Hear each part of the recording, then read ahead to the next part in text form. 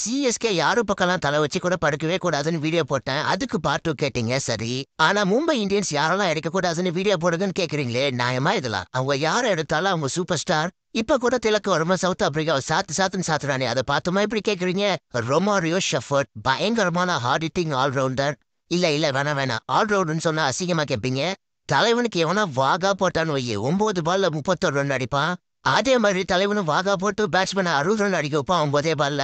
அடுத்த பொல்லாட்டு நினைச்சு தலைவனை வாங்கினாங்க. இந்த லிஸ்ட்லயே ரொம்ப முக்கியமான ஆளு டெட் பவுலிங் ஆல்ரவுண்டர் நம்ம தலைவன் வேற யாரும் இல்ல கிறிஸ் ஜோர்டன். சத்தியமா தலைவன் வேற level. MIA dead bowling allrounder நம்ம வச்சிருக்கான். மும்பை இந்தியன்ஸ் கிறிஸ் ஜோர்டனை வாங்கினதும் சிஎஸ்கே ஃபேன்ஸ் எல்லாம் பண்டிகையை கொண்டாட ஆரம்பிச்சிட்டாங்க. ஏன்னா அதுக்கு முன்னாடி சீசன் வாங்கின அடி எப்படி? சிஎஸ்கே அண்ட் மும்பை இந்தியன்ஸ் 2 டீமும் ஆக்ஷன்ல யாரு பக்கம் தலை வைக்க கூடாதுன்னு வீடியோ போட்டாச்சு. இதே மாதிரி ஆர்சிபிக்கு யாரெல்லாம் வாங்கக்கூடாதுன்னு வீடியோ கேட்ட போறீங்க. என்கிட்ட அதுக்கு பதில் இல்லை.